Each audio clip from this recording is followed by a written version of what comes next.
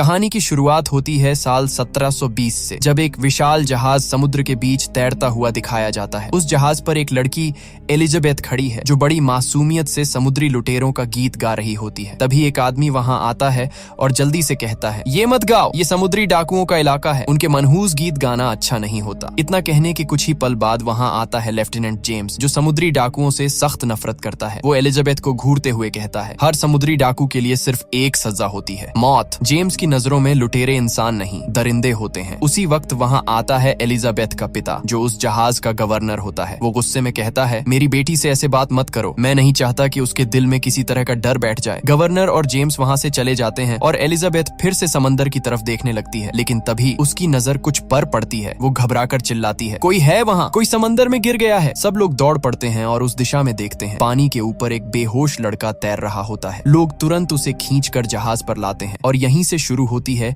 एक ऐसी समुद्री रहस्यों और खतरों से भरी कहानी जिसमें हर लहर अपने अंदर एक राज छिपाए बैठी है। उसी वक्त सब लोग चौंक जाते हैं। सामने एक विशाल जहाज आग में जल रहा होता है। हर किसी का ध्यान उसी तरफ चला जाता है। इसी अफरा तफरी में एलिजाबेथ उस बेहोश पड़े लड़के के पास जाती है। वो लड़का धीरे धीरे होश में आता है और एलिजाबेथ मुस्कुराकर कहती है, मेरा नाम एलिजाबेथ है। लड़का कमजोर आवाज में जवाब देता है, मेरा नाम विल टर्नर है। इतना कहकर वो फिर से बेहोश हो जाता है। एलिजाबेथ जब उसके पास झुकती है तो उसे उसकी गर्दन में एक सोने का गोल लॉकेट दिखता है जिस पर समुद्री डाकुओं का निशान बना होता है। उसे समझ जाते देर नहीं लगती, ये लड़का भी उन्हीं लुटेरों में से एक है। लेकिन एलिजाबेथ डर जाती है। वो जानती है कि अगर जेम्स को पता चल गया तो वो विल को जिंदा नहीं छोड़ेगा। इसीलिए वो चुपचाप वो लॉकेट अपने पास रख लेती है और किसी को कुछ नहीं बताती। वक्त बीतता है, कई साल गुजर जाते हैं। अब एलिजाबेथ बड़ी हो चुकी है, लेकिन आज भी उसके पास वही लॉकेट है जो उसे बचपन में विल टर्नर की गर्दन से मिला था। उसने ये राज किसी से कभी साझा नहीं किया। एक दिन उसका पिता, जो कि गवर्नर है, उसे एक खूबसूरत ड्रेस देता है और कहता है, आज रात जश्न है लेफ्टिनेंट जेम्स की तरक्की के मौके पर, तुम्हें भी तैयार होना है और उससे मिलना भी। असल में गवर्नर चाहता है कि एलिजाबेथ की शादी जेम्स से हो जाए। दूसरी ओर हमें दिखाया जाता है विल टर्नर, जो अब एक लोहार ब्लैकस्मिथ बन चुका है। वो गवर्नर के लिए बनाई गई तलवार लेकर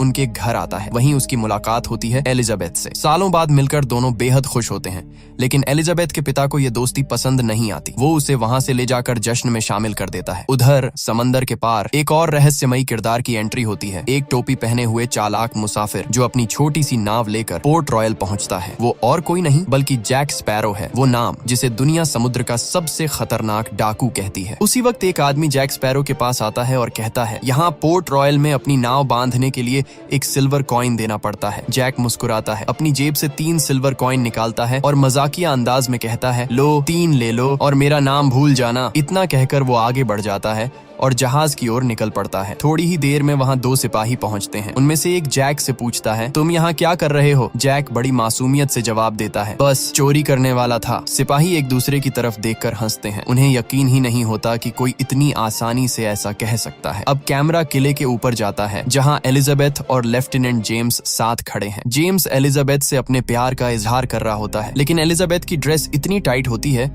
कि उसे सांस लेने में तकलीफ होने लगती है। वो अचानक चक्कर खाकर गिर जाती है और किले की ऊंची दीवार से नीचे समंदर में जा गिरती है। जैसे ही वो गिरती है, उसकी गर्दन में लटका हुआ वही सोने का लॉकेट जो समुद्री डाकुओं का निशान लिए हुए था, पानी में डूब जाता है। जैसे ही वो लॉकेट समंदर की गहराइयों में जाता है, पानी के अंदर से एक अजीब सी कंपन और गूंज उठने लगती है, जैसे किसी पुरानी ताकत को उसकी नींद से जगा दिया गया हो। समंदर में एक तेज लहर उठती है जिसकी गूंज चारों ओर फैल जाती है। उसी वक्त जैक स्पैरो ऊपर से देखता है कि एलिजाबेथ पानी में गिर गई है।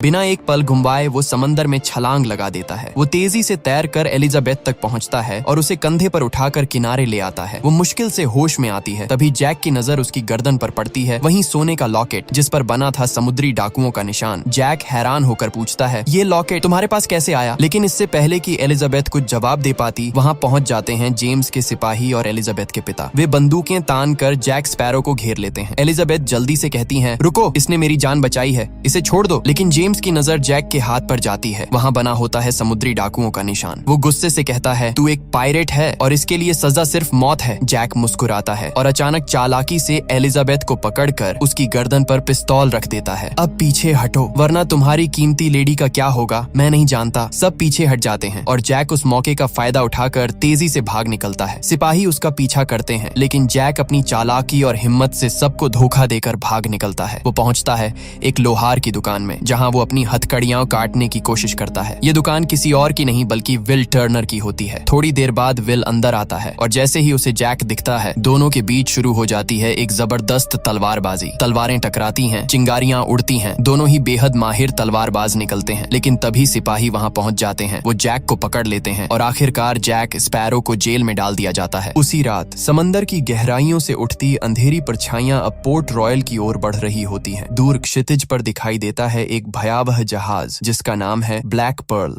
असल में जब एलिजाबेथ समंदर में गिरी थी तब उसके लॉकेट यानी समुद्री डाकुओं के सोने के सिक्के से एक अजीब सी कंपन और लहरें पूरे समंदर में फैल गई थीं। उन्हीं लहरों ने ब्लैक पर्ल के समुद्री डाकुओं को ये संकेत दिया कि उनका खोया हुआ खजाना यहीं पोर्ट रॉयल में है। और फिर ब्लैक पर्ल के डाकू आधी रात को हमला कर देते हैं। तोपों की आवाज गूंज उठती है, लोग चीखते हुए भाग रहे हैं, पूरा बंदरगाह आग और तबाही में बदल जाता है। इसी दौरान कुछ डाकू उस कमरे तक पहुंच जाते हैं जहां एलिजाबेथ छिपी होती है। वो दरवाजा तोड़कर अंदर घुसते हैं और चिल्लाते हैं, हमारी चीज हमें वापस दो, वो सोने का सिक्का कहाँ है? एलिजाबेथ डर तो जाती है लेकिन हिम्मत दिखाते हुए कहती है, मैं तुम्हारे मुखिया से बात करना चाहती हूँ। डाकू रुक जाते हैं क्योंकि उनके नियम के अनुसार अगर कोई उनके कप्तान से मिलने की मांग करे तो उसे मौका दिया जाता है। इसलिए वो एलिजाबेथ को पकड़कर अपने जहाज ब्लैक पर्ल पर ले जाते हैं। अगली सुबह जब विल टर्नर को पता चलता है कि एलिजाबेथ को समुद्री डाकू उठा ले गए हैं, वो भागा हुआ गवर्नर और जेम्स के पास पहुंचता है। वो कहता है, हमें कुछ करना होगा, एलिजाबेथ खतरे में है। लेकिन कोई उसकी बात नहीं सुनता क्योंकि सब उसे सिर्फ एक लोहार ब्लैकस्मिथ समझते हैं। उसी वक्त एक सिपाही बताता है, कल जेल में बंद जैक स्पैरो ब्लैक पर्ल नाम के जहाज का जिक्र कर रहा था। ये सुनकर विल तुरंत जेल में बंद जैक के पास जाता है। वो कहता है, हमें एलिजाबेथ को बचाना होगा, अगर तुम मेरी मदद करोगे तो मैं तुम्हें यहाँ से आजाद कर दूंगा और तुम्हें एक सुरक्षित जगह तक ले जाऊंगा। जैक मुस्कुराता है लेकिन जैसे ही उसे पता चलता है कि विल का पूरा नाम विल टर्नर है, वो चौंक उठता है। टर्नर यानी तुम बूटस्ट्रैप टर्नर के बेटे हो? उसे समझ आ जाता है कि ये वही खून है जो कभी समुद्री डाकुओं के दल का हिस्सा था। विल जैक को जेल से निकालता है और दोनों मिलकर पहुंचते हैं एक विशाल जहाज डॉन्टलेस पर। वो उसे चुराने की योजना बनाते हैं लेकिन तभी जेम्स को पता चल जाता है कि जैक और विल जहाज चुराने वाले हैं। वो अपने सारे सिपाहियों को आदेश देता है, सब के सब तुरंत डॉन्टलेस पर पहुंचो। पर जेम्स नहीं जानता था कि ये सब जैक स्पैरो की एक और चालाकी भरी चाल थी। अब कहानी और भी रोमांचक मोड़ लेती है। जब जेम्स अपने सारे सिपाहियों को डॉन्टलेस पर भेज देता है तो उसी वक्त जैक स्पैरो और विल टर्नर चुपके से एक और जहाज इंटरसेप्टर पर चढ़ जाते हैं। सबकी नजरों के सामने बिना किसी डर के दोनों उस जहाज को चुरा लेते हैं और समंदर की लहरों में निकल पड़ते हैं। रास्ते में विल हैरानी से पूछता है, जब तुम्हें मेरा नाम पता चला तब तुमने मेरी मदद करने का फैसला क्यों किया? जैक मुस्कुराता है और जवाब देता है, क्योंकि तुम एक लोहार के बेटे नहीं हो, तुम एक समुद्री डाकू के बेटे हो। तुम्हारे पिता का नाम था बूटस्ट्रैप टर्नर जो कभी ब्लैक पर्ल जहाज के दल का हिस्सा था। ये सुनकर विल सन्न रह जाता है। जिस पिता को वो हमेशा एक साधारण आदमी समझता था, वो असल में एक भयभीत करने वाला समुद्री डाकू निकला। थोड़ी देर बाद दोनों एक टापू आइलैंड पर पहुंचते हैं जहां जैक अपने पुराने साथियों से मिलता है। वो कहता है, हमें ब्लैक पर्ल तक पहुंचना होगा, हम वहां के कप्तान हेक्टर बारबोसा से सौदा करेंगे और सही वक्त पर उसका जहाज छीन लेंगे। विल थोड़ा घबरा कर कहता है, बारबोसा कभी हमें ब्लैक पर्ल नहीं देगा। जैक आंखों में चालाक चमक के साथ कहता है, दे देगा, क्योंकि उसे चाहिए बूटस्ट्रैप टर्नर का बेटा। विल टर्नर, हम उसे तुम देंगे और बदले में लेंगे ब्लैक पर्ल। उधर ब्लैक पर्ल पर एलिजाबेथ को कैप्टन बारबोसा के सामने लाया जाता है। वो गुस्से में कहती है, मैंने तुम्हें तुम्हारा सोने का सिक्का लौटा दिया है, अब मुझे जाने दो। बारबोसा ठंडी मुस्कान के साथ एलिजाबेथ की ओर देखता है और कहता है, ये कोई साधारण सोने का सिक्का नहीं है, ये सिक्का है एजटेक के शापित खजाने का हिस्सा। वो धीरे धीरे आगे बढ़ता है और समझाना शुरू करता है, एक समय था जब 882 सोने के सिक्के एजटेक देवताओं ने कोर्टेस को दिए थे ताकि वो एजटेक लोगों का नरसंहार बंद कर दे। लेकिन उसने वो सिक्के तो ले लिए पर खून खराबा बंद नहीं किया। उसकी इसी लालच और विश्वासघात के कारण देवताओं ने उन सिक्कों पर एक भयानक श्राप लगा दिया। अगर कोई इंसान उन सिक्कों में से एक भी सिक्का चुरा ले तो उसे हमेशा हमेशा के लिए सजा भुगतनी पड़ेगी, दुनिया के अंत तक। बारबोसा आगे कहता है, हम भी उस खजाने के बारे में जानते थे। हमने वो 822 सिक्कों वाला संदूक लूटा और उसके साथ जो भी सोना था सब छीन लिया। हमने उस दौलत को शराब, औरतों और ऐशो आराम में उड़ा दिया, लेकिन फिर भी हमारी भूख कभी खत्म नहीं हुई। उसकी आवाज भारी हो जाती है, क्योंकि हम श्रापित हैं। हम मर नहीं सकते, खा नहीं सकते, महसूस नहीं कर सकते। हमारी आत्माएं इस सोने से बंधी हुई हैं। फिर वो एलिजाबेथ की आंखों में देखकर कहता है, और अब इस श्राप से मुक्त होने के लिए हमें सारे 822 सिक्के और उस श्राप को तोड़ने वाला खून चाहिए। और अब जब वो सिक्का तुम्हारे पास है तो तुम्हारा खून ही हमारी आजादी की कुंजी बनेगा। ये सुनते ही एलिजाबेथ घबरा जाती है। वो झट से बारबोसा को चाकू मारती है और वहाँ से भाग निकलती है। लेकिन जैसे ही वो जहाज के बाहर आती है वो स्तब्ध रह जाती है, क्योंकि वहाँ एक भी इंसान नहीं होता। हर तरफ सिर्फ कंकाल स्केलेटन चलते हुए दिखाई देते हैं। हड्डियां आपस में टकरा रही हैं और चांदनी में उनकी चमक डरावनी रोशनी की तरह फैल रही होती है। एलिजाबेथ की सांसें तेज हो जाती हैं और तभी उसके पीछे से आवाज आती है, कहा था ना हम मरे हुए नहीं हैं। वो मुड़ती है और पीछे खड़ा होता है कैप्टन बारबोसा, जो अब पूरी तरह से कंकाल बन चुका होता है। वो कहता है कि मैं कई सालों से प्यासा हूँ लेकिन अपनी प्यास बुझा नहीं सकता। कई सालों से भूखा हूँ लेकिन मेरी भूख खत्म नहीं होती। मैं कई सालों से मरना चाहता हूँ लेकिन मर नहीं सकता। मुझे अब कुछ महसूस नहीं होता। बस अब मैं इस श्राप से मुक्त होना चाहता हूँ, हमेशा के लिए आजाद होना चाहता हूँ। इतना कहते ही बारबोसा भी चांदनी में आता है और अपने साथियों की तरह कंकाल बन जाता है। दूसरी तरफ जैक स्पैरो और उसके साथी दिखाए जाते हैं जो अपने जहाज से ब्लैक पर्ल की तरफ बढ़ रहे हैं। इसी दौरान विल को जैक का दोस्त बताता है कि जैक स्पैरो कभी ब्लैक पर्ल का कप्तान हुआ करता था, लेकिन उसके अपने ही साथियों ने उसके साथ धोखा किया और उसे एक वीरान टापू पर मरने के लिए छोड़ दिया। मगर जैक किसी तरह वहां से बच निकला और अब बारबोसा से बदला लेना चाहता है, जो अब ब्लैक पर्ल का कप्तान है। इधर बारबोसा उस गुफा में पहुंचता है जहां 881 सोने के सिक्के रखे हुए हैं। वो कहता है, हमने वो सारे सिक्के वापस रख दिए जो हमने खर्च किए थे। अब बस आखिरी सिक्का लौटाना है ताकि हम इस श्राप से आजाद हो सकें। तभी जैक स्पैरो और विल भी वहां पहुंच जाते हैं। बारबोसा एलिजाबेथ का हाथ काटकर उसका खून उस डिब्बे में डालता है जिसमें सिक्के रखे हैं, लेकिन कुछ नहीं होता। श्राप खत्म नहीं होता।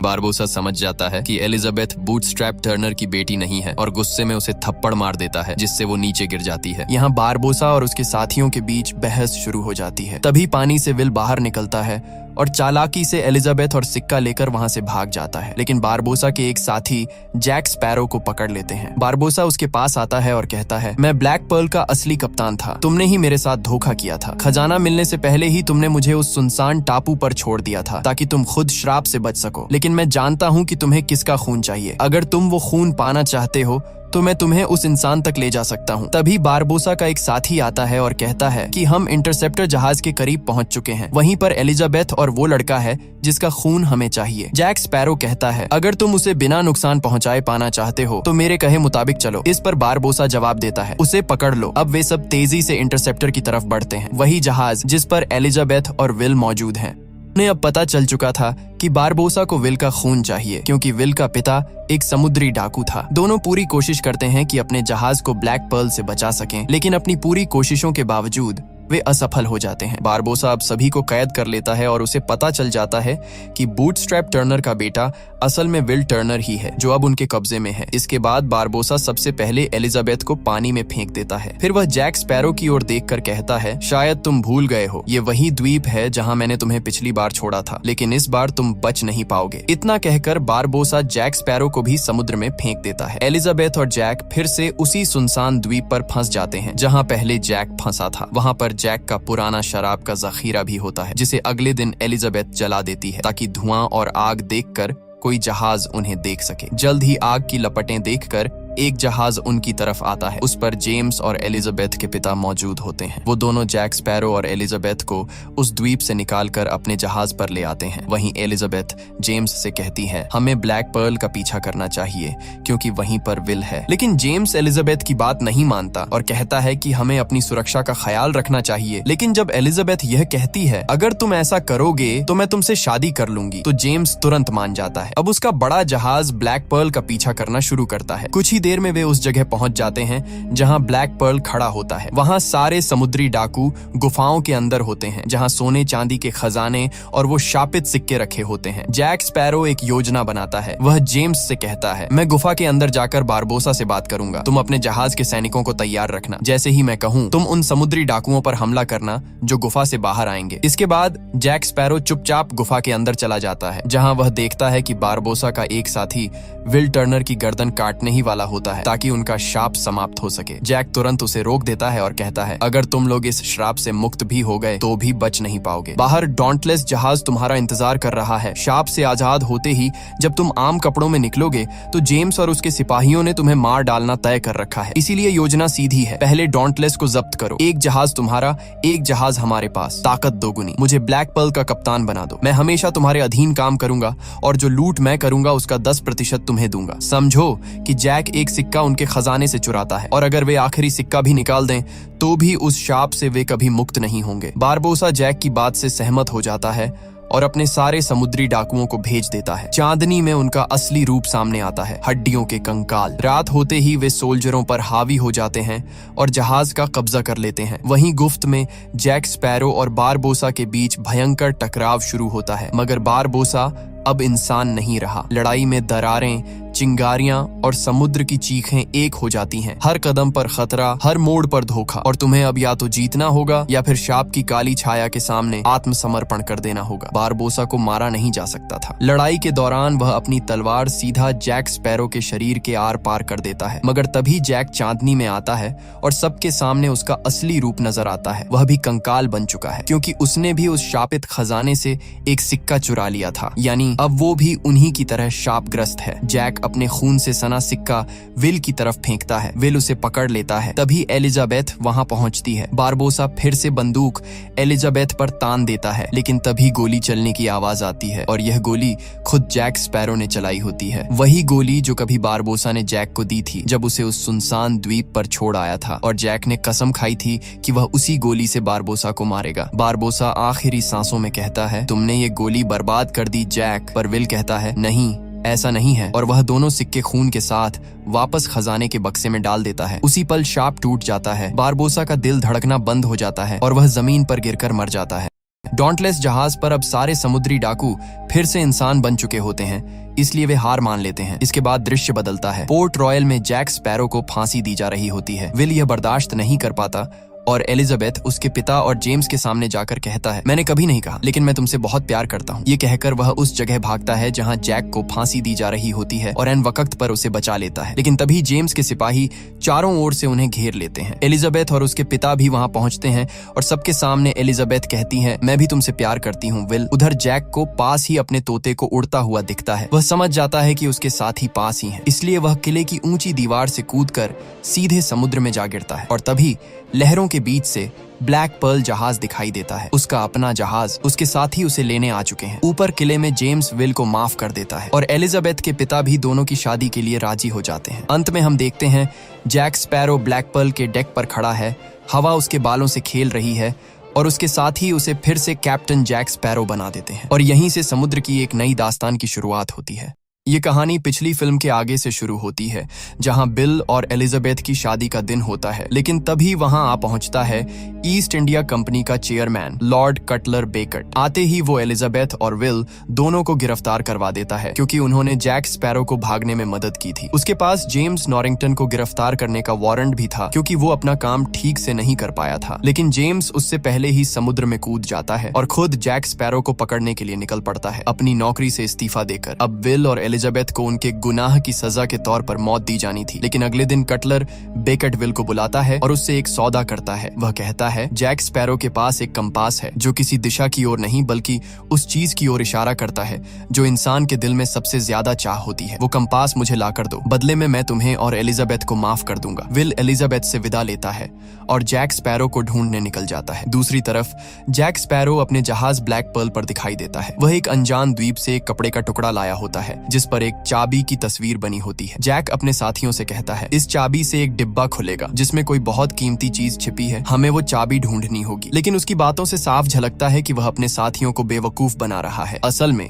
जैक उस चाबी और उस रहस्यमय डिब्बे के बारे में सब कुछ जानता है। रात के सन्नाटे में जैक अपना जादुई कंपास निकालता है, लेकिन इस बार वो सही दिशा नहीं दिखा रहा था, मानो किसी बड़े रहस्य का संकेत दे रहा हो। इसलिए जैक स्पैरो जहाज के नीचे की तरफ जाता है, जहाँ उसे एक पुराना डरावना चेहरा दिखाई देता है। वो कोई और नहीं बल्कि बूटस्ट्रैप टर्नर होता है, यानी विल टर्नर का पिता। और हैरानी की बात ये थी कि वो अब भी जिंदा था। 13 साल पहले बूटस्ट्रैप टर्नर जैक स्पैरो के अधीन काम करता था। जब जैक ब्लैक पर्ल जहाज का कैप्टन था, वो जैक से कहता है, हमारा जहाज बहुत साल पहले समुद्र की गहराइयों में डूब गया था। उस वक्त तुमने समुद्र के राक्षस डेवी जोन्स से एक सौदा किया था। अगर वो तुम्हारा जहाज वापस सतह पर ले आए तो तुम्हें 13 साल तक ब्लैक पर्ल का कप्तान बनने का अधिकार मिलेगा, लेकिन उसके बाद तुम्हें अपनी आत्मा उसे देनी होगी और उसकी जहाज पर उसके गुलाम बनकर काम करना होगा। अब वो 13 साल साल पूरे हो चुके हैं। बूटस्ट्रैप आगे कहता है, अगर तुमने डेवी जोन्स की गुलामी स्वीकार नहीं की तो वो समुद्र का सबसे भयानक राक्षस क्रैकेन तुम्हारे पीछे भेज देगा और वो तुम्हें और तुम्हारे जहाज ब्लैक पर्ल को समुद्र की गहराइयों में खींच ले जाएगा। बूटस्ट्रैप खुद भी अपनी जान बचाने के लिए डेवी जोन्स के साथ सौदा कर चुका था। वो जैक का हाथ पकड़कर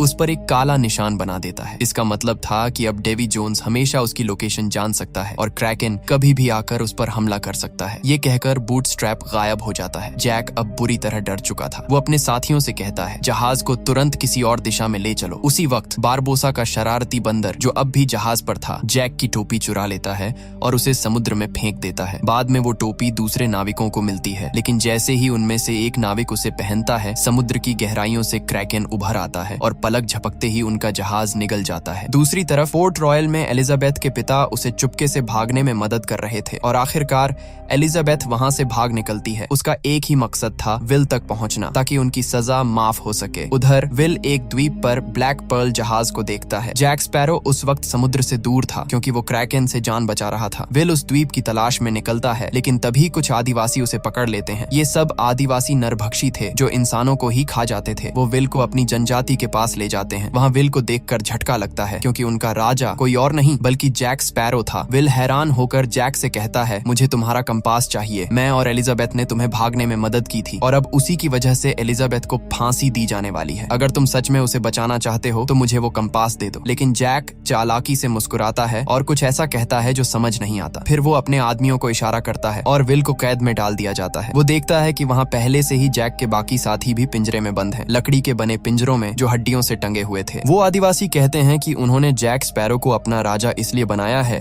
क्योंकि उनके मुताबिक जैक के अंदर कोई पवित्र आत्मा है जिसे मुक्त करना जरूरी है। लेकिन मुक्त करने का उनका मतलब था उसे खा जाना, यानी अब वो जैक की बलि देने की तैयारी कर रहे थे। सारे आदिवासी मिलकर जैक को मारने की रस्म की तैयारी करने लगते हैं। तभी एक आदिवासी वहां आता है और कहता है कि जो लोग पिंजरे में बंद थे, यानी जैक के साथी, वो सब भागने की कोशिश कर रहे हैं। ये सुनते ही पूरी जनजाति उन्हें पकड़ने के लिए वहां से निकल जाती है। इस मौके का फायदा उठाकर जैक भी अपनी जान बचाने के लिए भाग निकलता है। काफी मुश्किलों और चालाकी से रास्ता बनाते हुए जैक, विल और बाकी साथी किसी तरह ब्लैक पर्ल जहाज तक पहुंच जाते हैं और उस श्रापित द्वीप से निकल भागते हैं। जहाज पर पहुंचते ही जैक विल को बताता है, लॉर्ड कटलर को मेरे कंपास से मतलब नहीं है। असल में वो उस खजाने को चाहता है जिसकी दिशा ये कंपास दिखा सकता है, लेकिन उस खजाने तक पहुंचने के लिए हमें पहले उसकी चाबी ढूंढनी होगी और इसके लिए हमें मिलना होगा टिया डाल्मा से। थोड़ी देर बाद सब लोग टिया डाल्मा के घर पहुंचते हैं, जो एक रहस्यमयी जादूगरनी होती है, वही औरत जिसने जैक को उसका जादुई कंपास दिया था। टिया डाल्मा समझाती है, ये कंपास किसी दिशा को नहीं दिखाता, बल्कि वो दिखाता है जिसकी इंसान के दिल में सबसे गहरी चाह होती है। लेकिन जैक के मन में उस चाबी को ढूंढने की सच्ची इच्छा नहीं थी, इसलिए कंपास उसे रास्ता नहीं दिखा रहा था। फिर टिया डाल्मा एक और बड़ा राज बताती है, जिस संदूक को तुम ढूंढ रहे हो वो कोई साधारण संदूक नहीं है। उसमें डेवी जोन्स का दिल बंद है और उस संदूक की चाबी सिर्फ डेवी जोन्स के पास है। टिया डाल्मा जैक स्पैरो को एक छोटा सा जार देती है जिसमें मिट्टी भरी होती है। वो मुस्कुराते हुए कहती है, जब तक ये जमीन तुम्हारे पास है, डेवी जोन्स कभी जमीन पर कदम नहीं रख सकता और जब तक वो जमीन पर नहीं आ सकता, तुम सुरक्षित रहोगे। साथ ही वो डेवी जोन्स के जहाज दी फ्लाइंग डचमैन की लोकेशन भी बता देती है। जैक और उसकी टोली उस जगह की तरफ निकल पड़ते हैं। वहाँ पहुंचकर विल देखता है कि एक टूटा फूटा जहाज पानी की सतह पर तैर रहा है। विल कहता है, मैं उस जहाज पर जाऊंगा और किसी भी हाल में वो चाबी ढूंढ निकालूंगा। जैक मुस्कुराकर कहता है, अगर तुम पकड़े गए तो बस ये कहना कि जैक स्पैरो ने तुम्हें अपना कर्ज चुकाने के लिए भेजा है। विल उस जहाज की ओर बढ़ता है, लेकिन तभी समुद्र की गहराइयों से असल जहाज ऊपर आता है। वो था फ्लाइंग डचमैन। उस जहाज पर अजीबो गरीब समुद्री जीव जैसे लोग सवार थे, आधे इंसान आधे समुद्री राक्षस। वो विल को पकड़ लेते हैं और उसे डेवी जोन्स के सामने लाते हैं। डेवी जोन्स इंसान नहीं था, उसका चेहरा ऑक्टोपस की तरह था और उसकी आवाज भारी लेकिन इंसानी थी। विल हिम्मत जुटाकर कहता है, जैक स्पैरो ने मुझे भेजा है उसका कर्ज चुकाने के लिए। डेवी जोन्स टेलीस्कोप निकालकर दूर देखता है। वो देखता है कि ब्लैक पर्ल जहाज पर जैक भी उसी की तरफ देख रहा है। अगले ही पल डेवी जोन्स अचानक ब्लैक पर्ल पर प्रकट हो जाता है, यानी उसके पास टेलीपोर्ट करने जैसी रहस्यमयी शक्तियां थीं।